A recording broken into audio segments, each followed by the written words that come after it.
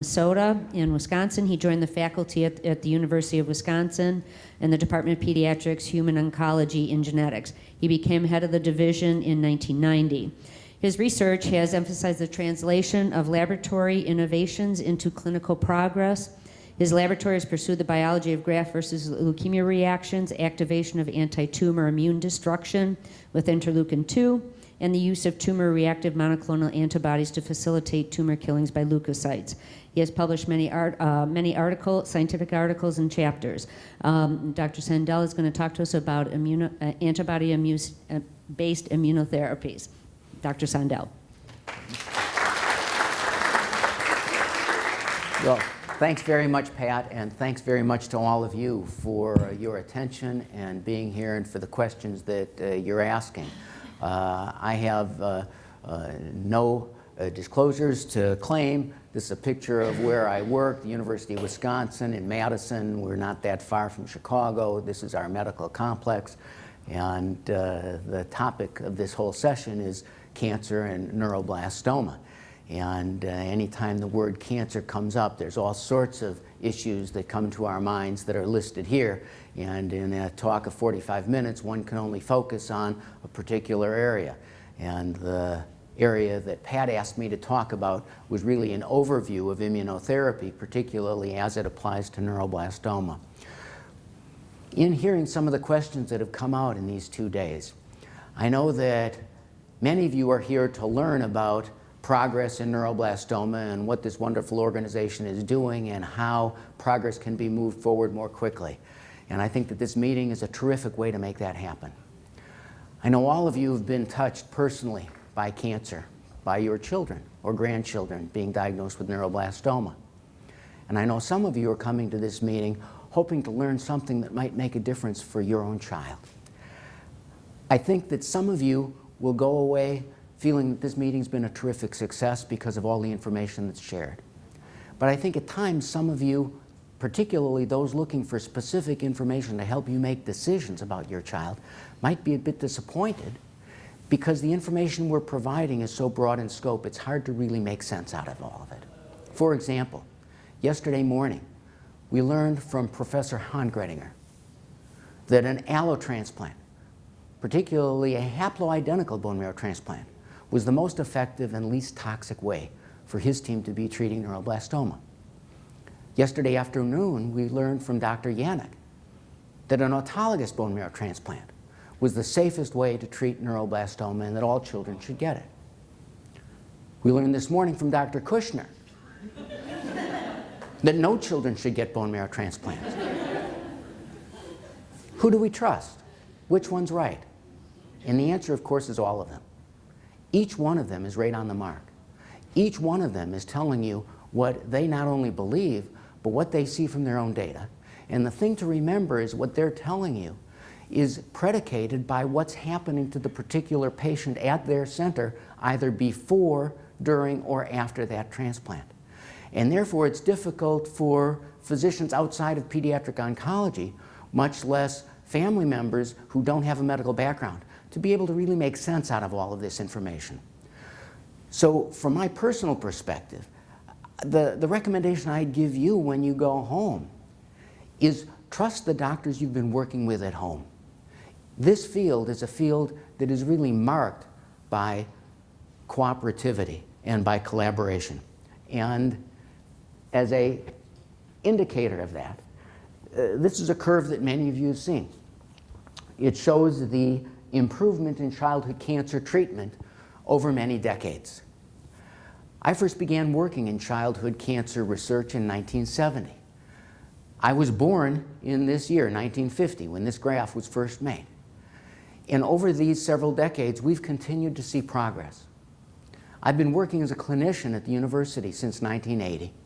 And one thing that I am absolutely impressed by, that you've taught me, is how parents and family members that are touched by childhood cancer are willing to do whatever it takes to help their child get the best possible result, to do what's best for their family. It's an incredible lesson for us in the medical profession to be able to see what you've been able to teach us. But the thing I'd like to remind you of is look at this progress that we've seen in this field.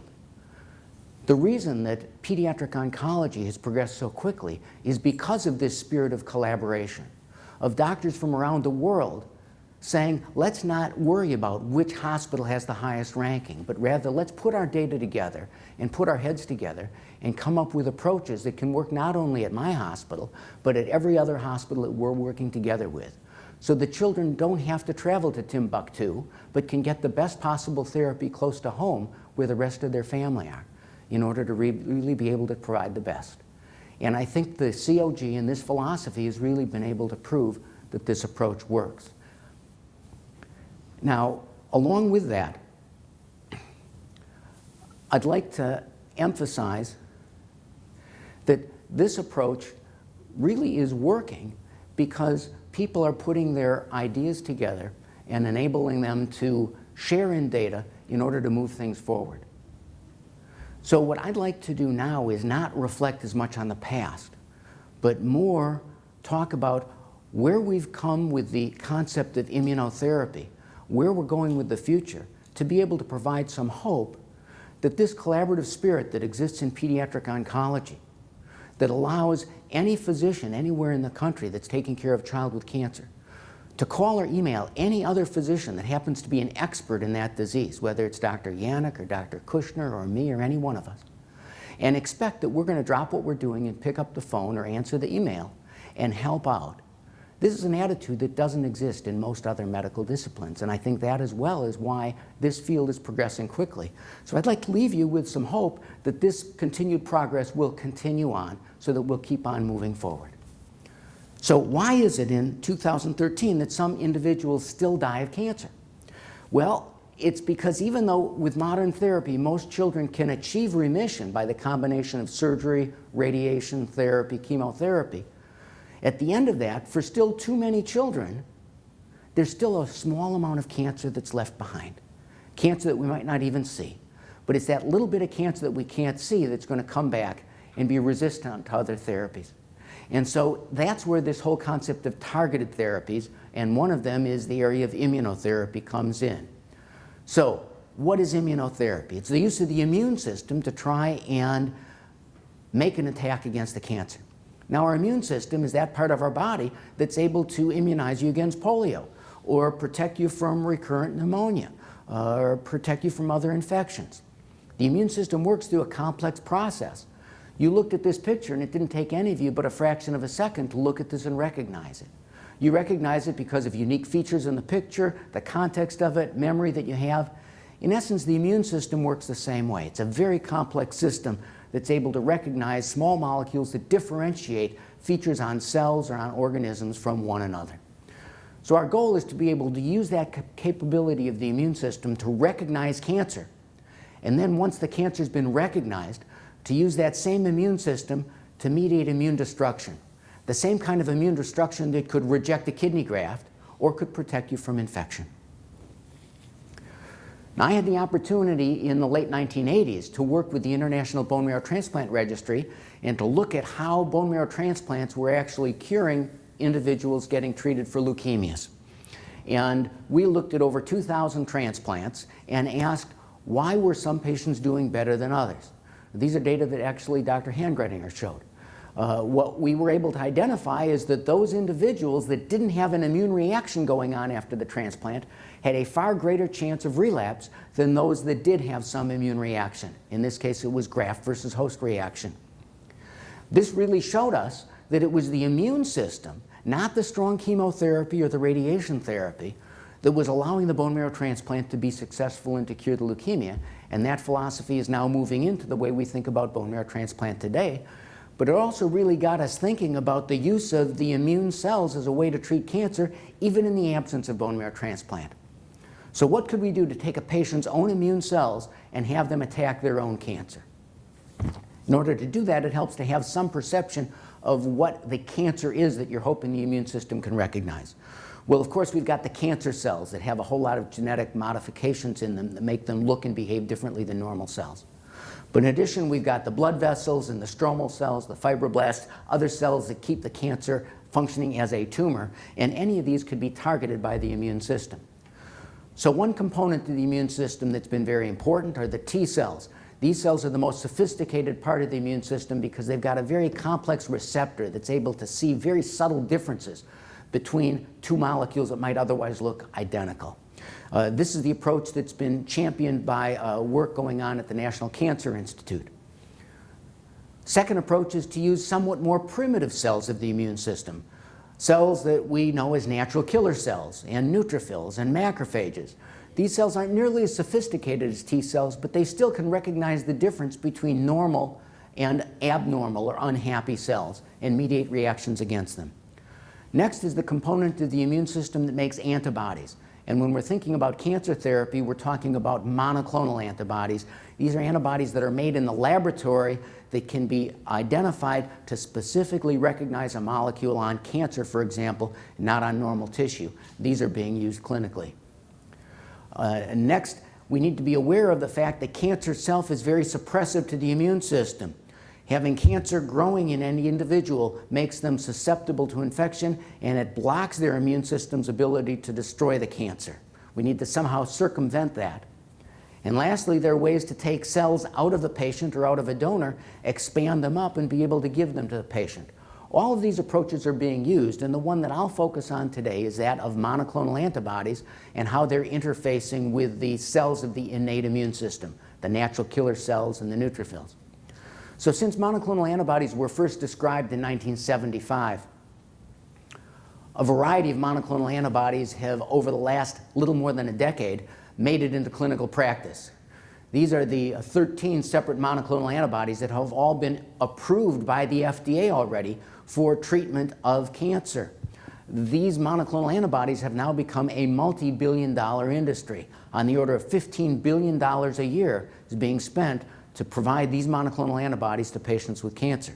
The anti-GD2 antibodies that we've talked so much about with respect to neuroblastoma have not yet been FDA approved, but we feel that the one that we're working with through COG will be as of next year. So these monoclonal antibodies are able to recognize molecules. Some of them recognize molecules on tumors. Some of them recognize molecules that might influence the way the immune system works. Some of them are being used to treat hematologic malignancies like leukemias. Others are being used to treat solid tumors. So I'd like to take just a bit of time to talk about how these different kinds of monoclonal antibodies work, not necessarily for neuroblastoma, but how they're working for various kinds of cancer, because some of these might move into neuroblastoma treatment. Well, there's two main categories. There's some antibodies that recognize molecules that are on normal tissues. And these antibodies can still provide some benefit to treat patients with cancer. For the most part, those kinds of antibodies are recognizing molecules that influence growth factors that are in soluble form, that are circulating in the environment of the cancer. And if you block the growth factor, it means you can't feed the cancer.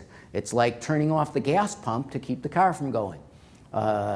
Separately, there are molecules that are present on immune cells, and antibodies against those immune cells can help the immune cells function in a more effective way against the cancer. And there's some really exciting work that's been going on with that in an approach against melanoma.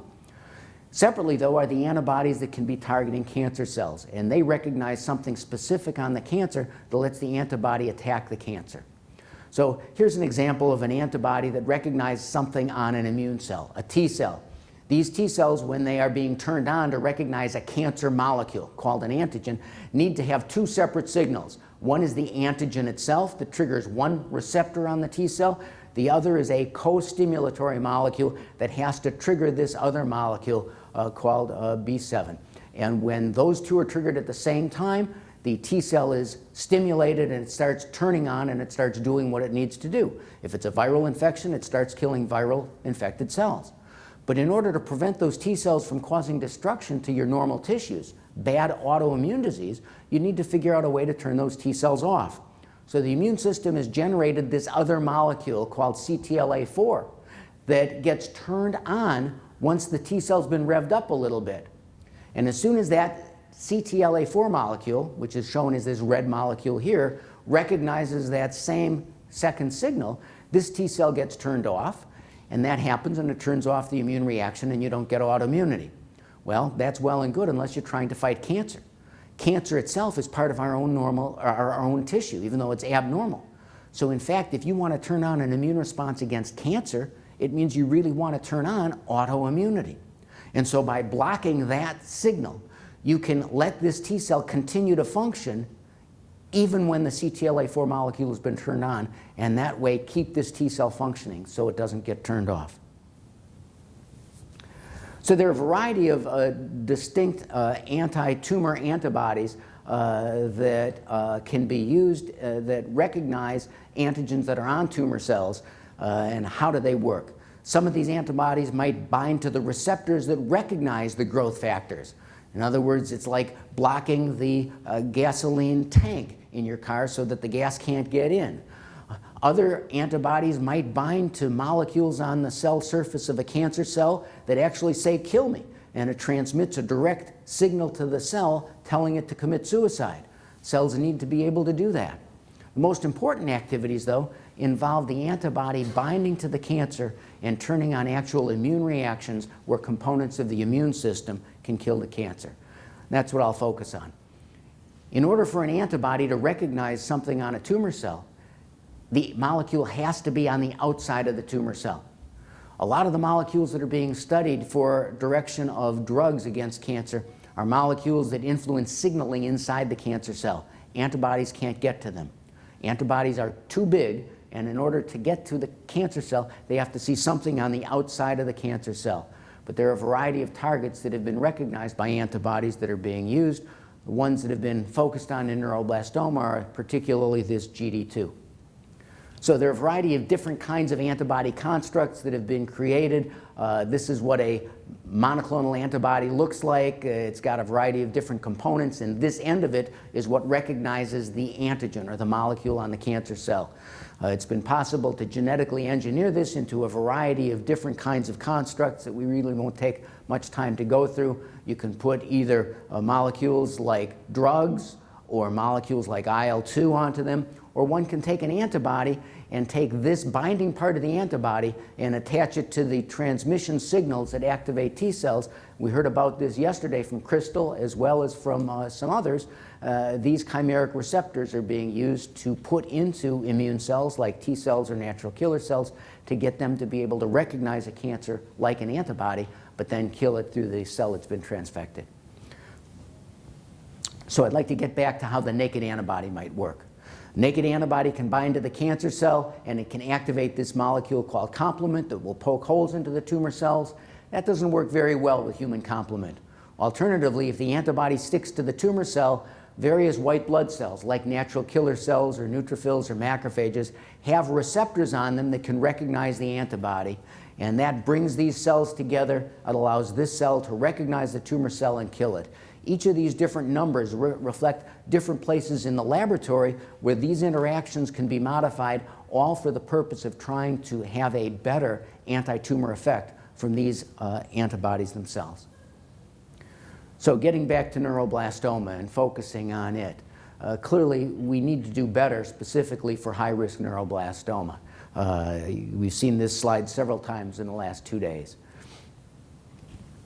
Back in the mid-1980s, 2 separate monoclonal antibodies against GD2 were created, one by Naikong Chung, 3F8, one by Ralph Reisfeld, 1418. These recognize GD2, which is overexpressed on neuroblastoma. It's also expressed on melanoma and certain other sarcomas and other tissues. It's not on most adult cancers, and it's not on most normal tissues.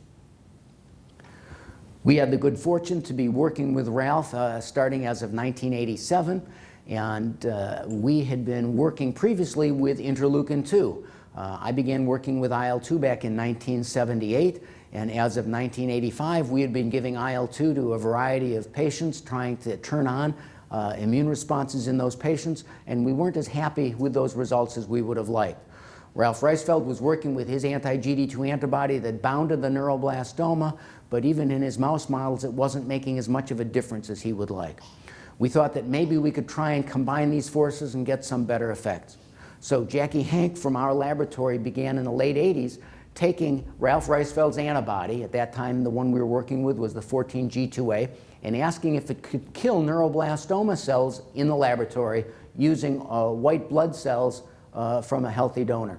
So the white blood cells from a healthy donor could kill the neuroblastoma to a low degree. If we added IL-2, we could do better. If we added the anti-GD2 antibody, we would do better. And if we added both together, we did quite a bit better. Now that was with blood from healthy people. When we took blood from cancer patients, we didn't do nearly as well. Very little or no killing in the test tube setting. Now these patients happened to be adults with kidney cancer who had come to our center so we could give them IL-2. So we gave them IL-2 and then took their blood again, and now we could show the same exact patient showed this very dramatic reaction as long as we included both IL-2 and the antibody in the test tube setting. So that showed that after several weeks of giving these patients IL-2, we had done something to their natural killer cells to enable them to be able to kill the neuroblastoma as long as the antibody and the IL-2 was there. So we hypothesized we could make that same thing happen in patients by giving those patients IL-2 for several weeks in a row and giving them the monoclonal antibody at a time that we knew their killer cells were activated. We did these studies both in adults with melanoma and in children with neuroblastoma. We learned a lot about the safety and toxicity and the doses of the drug and the levels of the drug and the immunologic effects. But the truth is we were not seeing big tumors shrink. So we published a number of papers from this, but we weren't convinced that this was taking us in the direction that we wanted to go. We went back to the mouse data and to the in vitro lab data in the test tubes and came up with a couple hypotheses. We first had evidence that this antibody kind of approach was not going to have an effect against big bulky tumors. It was much better, even in mice, at treating very small amounts of cancers. And this relates to a lot of the way that the antibody can penetrate into tumors and how it circulates. But separately, we argued that if we could activate natural killer cells with IL-2 to make this antibody-dependent killer reaction, it would be nice to get other cells involved in this reaction. And at that point, we were very interested in the work that was being done by both Alice Yu in San Diego and by Nai-Kong Chung and his team at Sloan Kettering, who had been giving either the 1418 antibody or the 3F8 antibody with GM-CSF. And we hypothesized that if we could activate both natural killer cells with IL-2 and activate the neutrophils and monocytes with GM-CSF, we would get more cells into the act and be combining separate pathways in order to get optimal killing. So we worked hard to come up with a regimen that could be tolerated and administered throughout the CCG and the Pediatric Oncology Group. Actually, at a meeting here at O'Hare Airport in 1998, before CCG and POG became COG, individuals from both of those separate organizations met and made a commitment to have a joint study between CCG and POG to do this approach.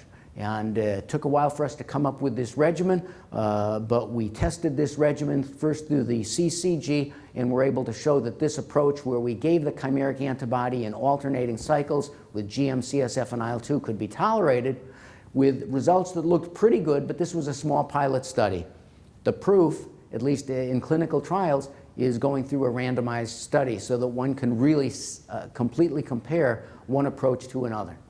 So in 2001, the newly formed COG decided that this was the most important randomized question that it could ask in the setting of neuroblastoma. And it appeared that this study was going to take till 2012 in order to get an answer based on the accrual rate. All children got their initial chemotherapy, their surgery, their radiation therapy, and their autologous stem cell transplant. And following that, they all got retinoic acid with or without that complex immunotherapy regimen. And in spring of 2009, the statisticians called us and said we had to stop the study. And the reason we had to stop the study is well known to all of you, and it's that the immunotherapy was proven to be superior to the standard therapy. So at the 2-year time point, the event-free survival had a 20% difference. Depending on how you do the math, that's not quite a 50% improvement between the red line and the blue line. And as soon as these data were made known, this arm of the study was stopped. This was no longer a randomized study. Individuals that were previously assigned to this standard therapy were provided the opportunity to switch over to the antibody therapy, and this is what we're using now in the United States. So the results of this was this now has become the standard of therapy throughout COG. As we looked at those data, it was very interesting is a point that was mentioned yesterday by Dr. Hongradinger. 4 years earlier, a group from Germany had published on this same antibody for patients with neuroblastoma that had already completed all of their standard chemotherapy. Half of these patients had gotten autologous bone marrow transplant. And they looked at their data. This was not a randomized trial, but they looked retrospectively at the many patients that got antibody compared to the ones that didn't. And the from the Sloan Kettering transplant team reproduced these data, showing that in the absence of a bone marrow transplant, patients in remission that are getting immunotherapy do much better if they're in this cure mismatch group than if they're in the cure match group. So these are data that we need to take advantage of as we're moving forward in picking what kind of therapy is right for which patient as we move forward in the future. So there's a lot of work being done to try and make these therapies work even better. One is to combine it with other treatments, radiotherapy, chemotherapy, other immunologic therapies.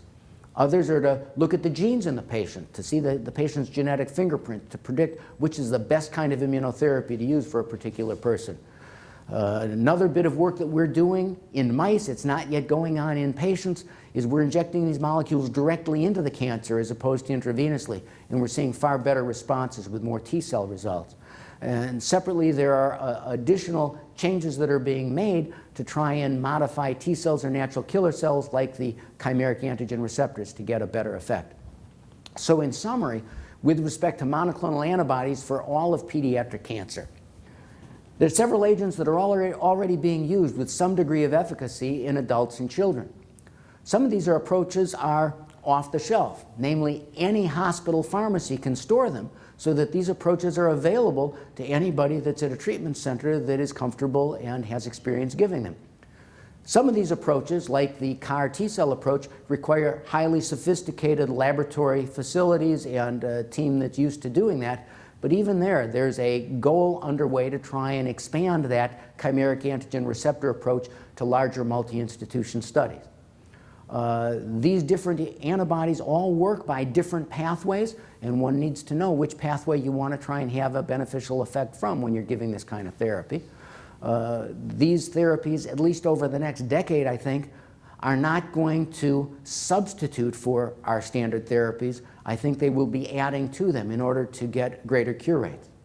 But once we are convinced that they are working and helping us to get a greater cure rate, all of our goal is to use these approaches that we believe have less long-term toxicity and to gradually taper back on the magnitude of the chemotherapeutic use we're doing because of the long-term side effects with that. We need to identify new targets, and there's a lot of research being done for that, and much more effort needs to be taken to take molecules that we know are helping in adults and start studying them carefully in children. So I'd like to end by mentioning the work being done by people in our laboratory have been very helpful in all of the mouse and preclinical and in vitro work going on. I've tried to mention names as I've gone along. This is a list of the many people working within our cancer center, as well as some of the people we've been collaborating with through the Children's Oncology Group at St. Jude, our industrial partners, and with research support from a variety of places. And I'd like to end with this slide. This is a picture of a reunion that we have at the University of Wisconsin every 5 years. The event was initially named by one of our former patients, and she called it the Kids with Courage Reunion. We've got a mailing list of roughly 1,400 patients that we've treated in Madison, and I don't think we're really that different from most other childhood cancer treatment centers around the country. I showed early on a slide that showed real progress. One of the things that you as parents have taught me is how uncertain your lives are from that fateful day that a doctor walks into your room and tells you your child has cancer. And when I go to clinic, I can go to one patient's room and be dealing with a family whose child is relapsing and for whom the treatments aren't working. And they can say, when will there be a cure for cancer? And the child in the room next door, diagnosed with the same disease, without our ability to necessarily know what's different about that child from the other, can be now disease-free and going on very well after finishing therapy, and that child's parents will say, thank God there's a cure for cancer. I think the bottom line is that we still have a lot to learn, but we should have faith in the system. We're making progress. by working together through research, through advocacy, we're continuing to do better, and you're part of it. Thank you.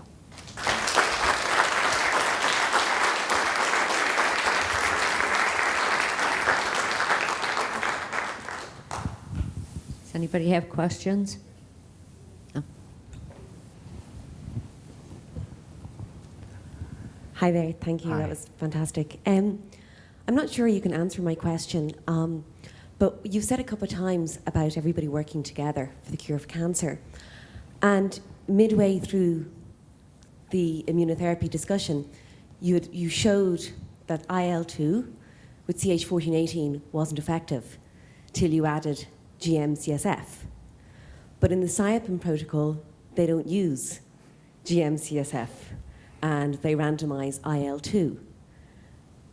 And I'm wondering, I don't know if you can answer the question, why have Europe decided that GM-CSF isn't necessary? Right. So in part, that's the practical aspect of it. It's a complex question, and it's a great question. First, I want to be careful. I don't think I showed that the antibody with IL-2 wasn't effective until we added GM-CSF. I don't think we've got the data to say that the antibody with GM-CSF is more effective than the antibody with IL-2.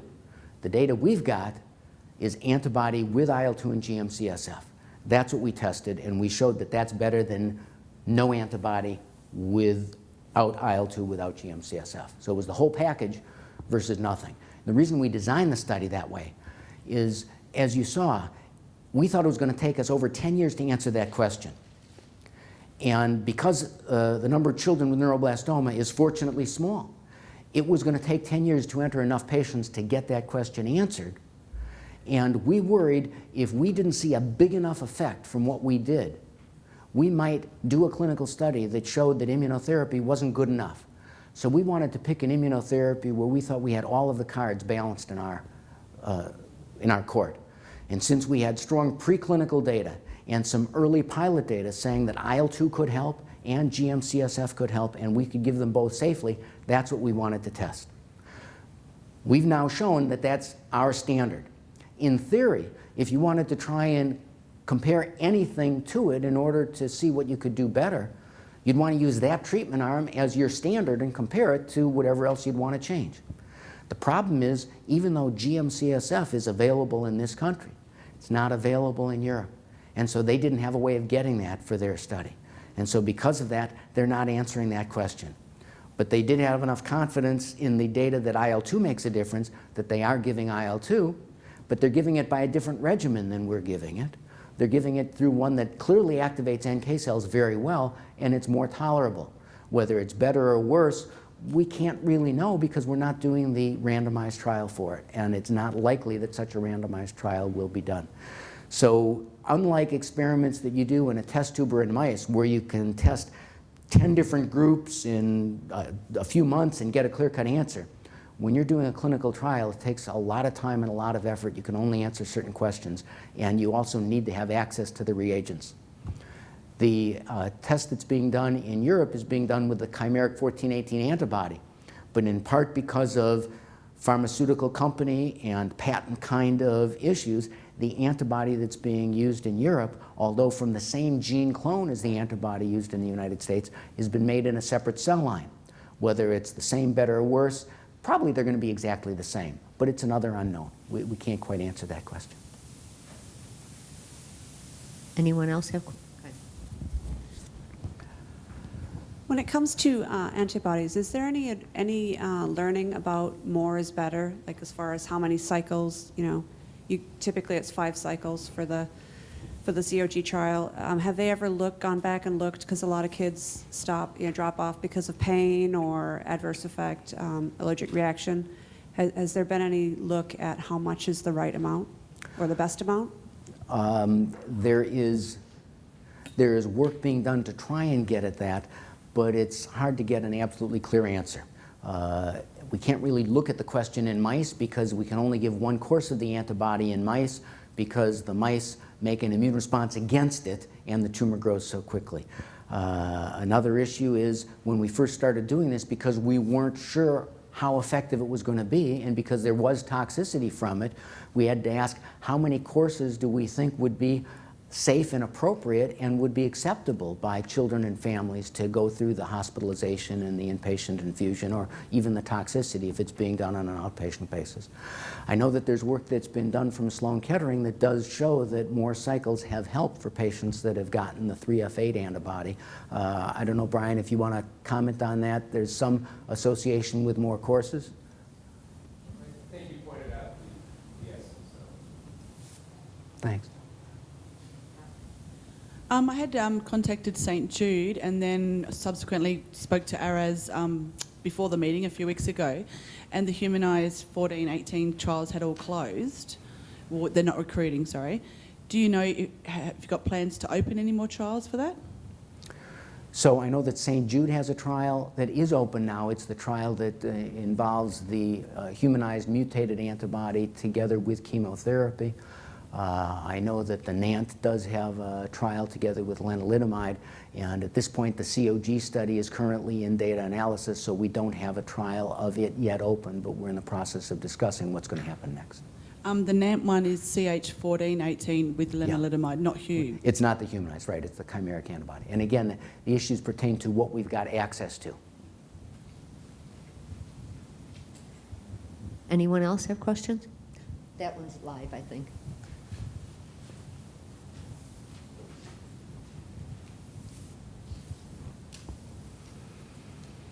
All right, I think I have too many questions to ask all at once, so I'll start with just one. When you talked about the mismatching and the matching of the cells, is that a test that would be, that you could do prior to doing the antibody therapy? If I have, and what's a percentage difference, if there is one, between those two sets? Because if my child's mismatched or is matched, would that make a difference in making a decision as to whether to go on with antibodies? At this point, it's research. We've got some interesting results. Sloan Kettering has interesting results. St. Jude has interesting results. Tübingen has interesting results. A number of centers are starting to focus on this.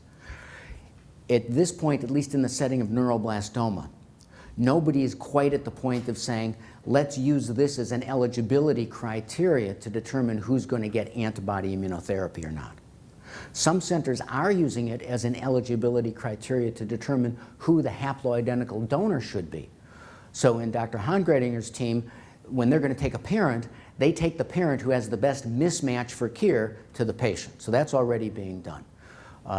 If data continue to come in with the same kind of significance, it may be in the future that we would do this kind of genetic testing on a patient and determine if they are a KIR mismatch, then they might get this kind of antibody therapy or whatever form of antibody therapy we're using at that time.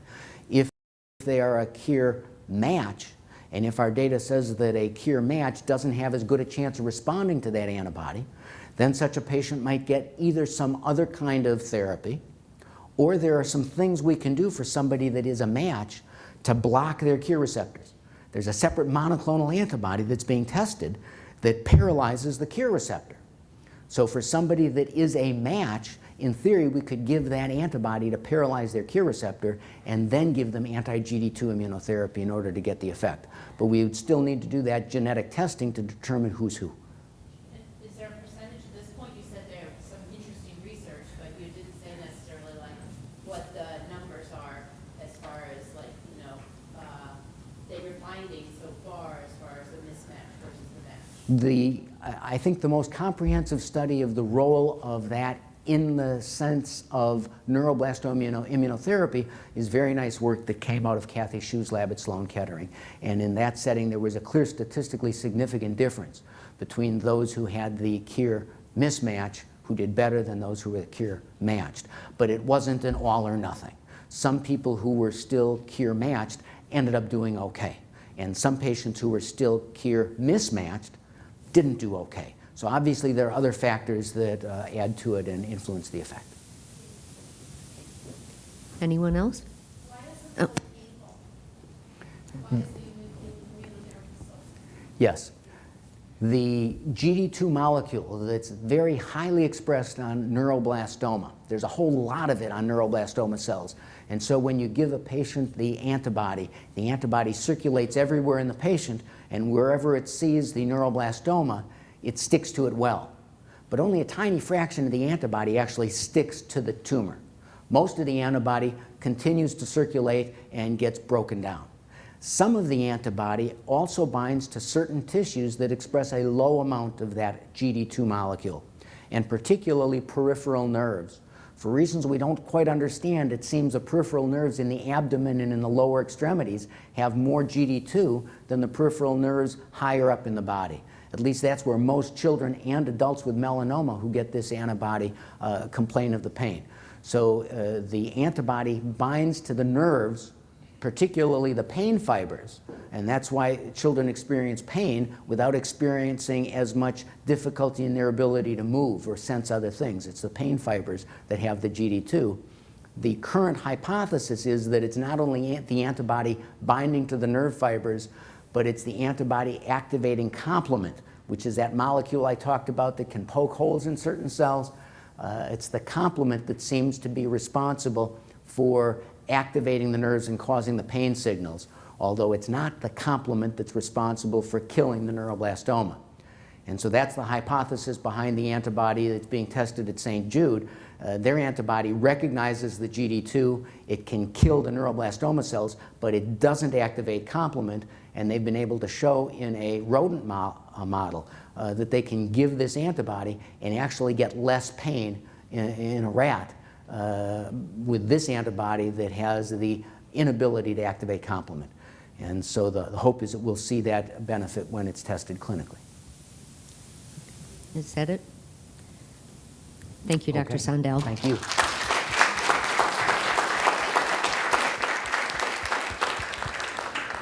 We're going to take a little break, but I do have a question for you. Kenna had asked me, I don't know if any of the doctors would be willing to stay around for a little while.